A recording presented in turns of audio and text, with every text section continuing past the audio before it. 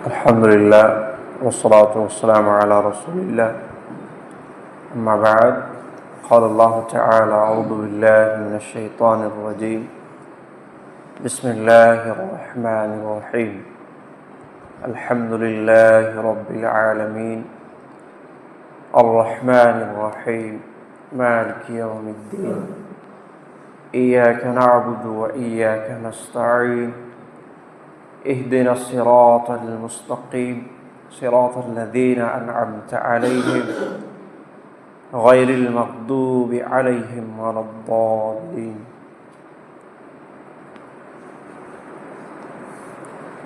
یہ سورہ فاتحہ ہے اور اس سورہ کا تعلق مکی سورت سے ہے. یہ قرآن مجید کا سب سے پہلا سورہ ہے. اس سورہ کے مختلف نام ہیں. جمہور اہل علم کے نزدیک اسے ام الکتاب کے نام سے بھی موسوم کیا گیا ہے، اور ایک روایت کے مطابق اس سورہ کو صلاۃ بھی کہا گیا ہے.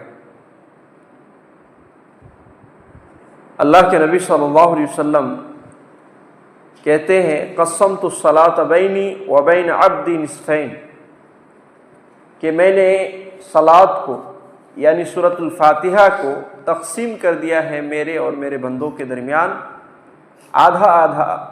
وَلِعَبْدِ مَا سَأَلَ، اور میرے بندے کے لیے وہ ساری چیزیں ہیں جو وہ سوال کرے. فَإِذَا قَالَ الْعَبْدُ الْحَمْدُ لِلَّهِ رَبِّ الْعَالَمِينَ. یہ ایک لمبی روایت ہے، لہذا اس روایت میں ہم دیکھ سکتے ہیں، جو کہ صحیح مسلم وغیرہ کے اندر بھی یہ روایت موجود ہے، سنن وغیرہ کے اندر بھی روایت موجود ہے. اسی لیے اس سورہ کا ایک نام صلاح بھی رکھا گیا ہے. سورۃ الفاتحہ کی فضیلت کیا ہے؟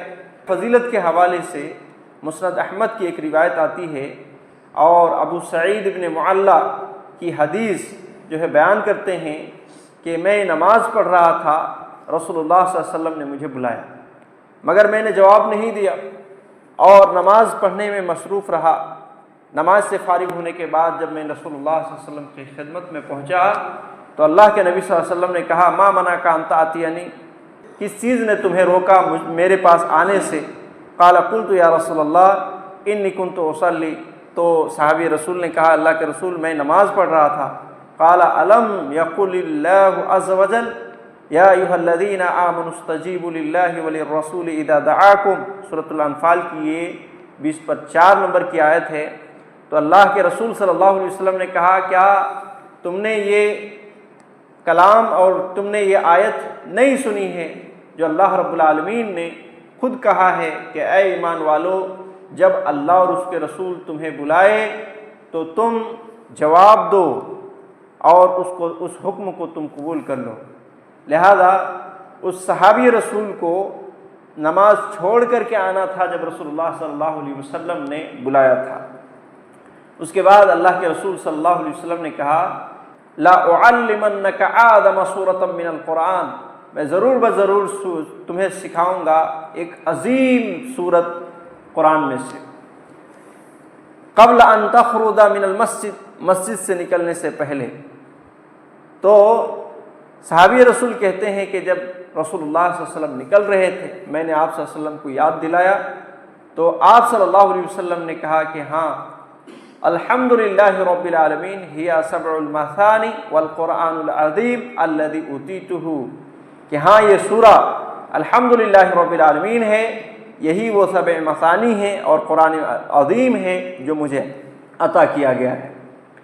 اسی طرح سے صحیح مسلم اور سنن نسائی کی ایک اور روایت ہے سورۃ الفاتحہ کی فضیلت کے حوالے سے. ابن عباس رضی اللہ عنہ سے مروی ہے کہ ایک مرتبہ رسول اللہ صلی اللہ علیہ وسلم کے پاس جبرائیل بھی موجود تھے کہ آپ نے اوپر کی طرف سے ایک آواز سنی. جبرائیل نے اپنی نظر آسمان کی طرف اٹھائی اور کہا کہ آسمان کا ایک ایسا دروازہ کھلا ہے جو آج تک کبھی نہیں کھلا گیا. اس دروازے سے ایک فرشتہ نکلا اور نکل کر رسول اللہ صلی اللہ علیہ وسلم کی خدمت میں حاضر ہوا اور اس نے کہا کہ آپ کو بشارت ہو کہ آپ کو 2 ایسے نور دیے گئے ہیں جو آپ سے پہلے کسی نبی کو نہیں دیے گئے تھے۔ ان میں سے ایک نور سورۃ الفاتحہ ہے اور دوسرا نور سورۃ البقرہ کی آخری 2 آیت ہے، لہذا اس سے بھی اس کی فضیلت معلوم ہوتی ہے۔ سورۃ الفاتحہ ایک ایسا سورہ ہے کہ جس کے پڑھے بغیر نماز نہیں ہوتی ہے، جس کے پڑھے بغیر نماز ناقص ہوتی ہے۔ صحیح مسلم کی ایک روایت ہے، اللہ کے رسول صلی اللہ علیہ وسلم نے کہا من صلی صلاۃ لم یقرأ فیہا بأم الکتاب فہی خداع ثلاثا غیر تمام، کہ جس شخص نے کوئی بھی ایسی نماز پڑھی کہ جس میں ام الکتاب نہیں پڑھا، ام الکتاب سورۃ الفاتحہ ہی کا ایک نام ہے۔ من صلی صلاۃ، جس شخص نے کوئی نماز پڑھی لم یقرأ فیہا بأم الکتاب، کہ جس میں ام الکتاب کو نہیں پڑھا، فہی خداع ثلاثا، اللہ کے نبی صلی اللہ علیہ وسلم نے کہا کہ وہ ناقص ہے 3 مرتبہ۔ آپ صلی اللہ علیہ وسلم نے کہا وہ ناقص ہے، وہ ناقص ہے، وہ ناقص ہے، غیر و تمام، وہ تمام نہیں ہے، مکمل نہیں ہے۔ لہذا معلوم کیا ہوا اس حدیث سے؟ معلوم یہ ہوا کہ سورہ فاتحہ کا نماز کے اندر ہر رکعت میں پڑھنا واجب ہے، جس کو اگر نہیں پڑھا گیا تو ایسی صورت میں نماز ناقص ہو جاتی ہے، نامکمل ہو جاتی ہے۔ لہذا چاہے امام ہو، مقتدی ہو، اکیلے نماز پڑھ رہا ہو، یا یہ کہ جو ہے کسی بھی صورت میں اور کوئی بھی نماز ہو، اس کو پڑھنا ضروری ہے، کیونکہ نبی صلی اللہ علیہ وسلم کی وہ حدیث جو صحیح بخاری سے مسلم کے اندر موجود ہے، لا صلاۃ لمن لم یقرأ بفاتحۃ الکتاب، کہ اس شخص کی کوئی نماز نہیں کہ جس نے سورہ فاتحہ کو نہیں پڑھی۔ اتنی واضح ترین حدیث رہنے کے باوجود بعض ایسے لوگ بھی ہوتے ہیں جو سورہ فاتحہ کو واجب نہیں سمجھتے اور سورہ فاتحہ کے بغیر ہی نماز پڑھ لیتے ہیں، یا یہ کہ یہ کہتے ہوئے نظر آتے ہیں کہ امام کی قرأت ہی مقتدی کے لیے کافی ہو جاتی ہے۔ اور ابو ہریرہ رضی اللہ عنہ سے پوچھا بھی گیا، جو یہ روایت کرنے والے ہیں کہ سورہ فاتحہ کے پڑھے بغیر نماز ناقص ہے، نامکمل ہے، ابو ہریرہ کی خدمت میں بعض لوگوں نے سوال بھی کیا کہ ہم امام کے پیچھے ہوتے ہیں، پھر ہم کیا کریں؟ تو ابو ہریرہ رضی اللہ عنہ نے جواب دیا اقرأ بہا فی نفسک، تم اپنے دل میں پڑھ لو، یعنی زور زور سے نہیں پڑھنا ہے، پڑھنا ہے آہستہ سری جس کو کہا جاتا ہے، سرن جو ہے پڑھ لو۔ یہ ابو ہریرہ رضی اللہ عنہ کی تعلیم ہے، اور کوئی بھی اس طرح کی روایت نہیں ہے، یعنی کہ صحیح روایت کوئی ایسی نہیں ہے کہ امام کی قرأت جو ہے مقتدی کے لیے کافی ہو جاتی ہے۔ جو بھی اس طرح کی باتیں ہیں وہ ضعیف کے زمرے میں آتی ہیں، لہذا آدمی کو اسی پر عمل کرنا چاہیے جو صحیح روایات ہوں اور اسی طریقے سے رسول اللہ صلی اللہ علیہ وسلم سے صحیح طور پر ثابت ہوں۔